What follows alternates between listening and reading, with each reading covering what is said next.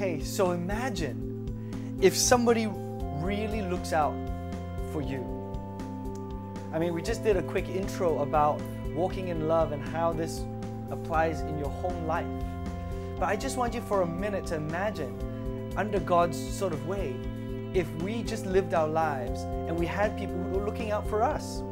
What would it be like to have kids that looked out for what the parents really wanted?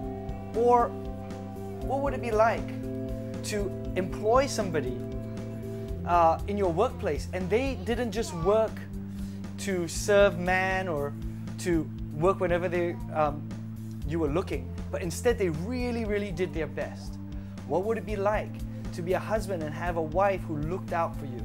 Or to be a wife and had a husband who cared about you as if you were just an extension of his own self?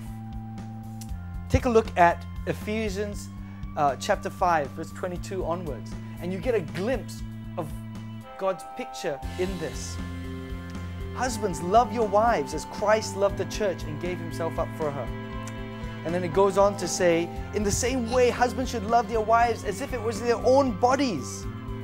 He who loves his wife loves himself. Who ever hated his own flesh? Then it talks about parents not exasperating their children. That's what all children want. It talks about children obeying their parents. You know what? That's what all parents want.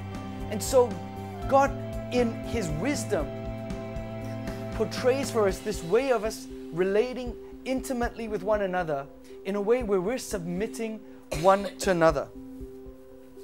The key for this series and for today's message really is this: that we should be submitting to one another because of Christ.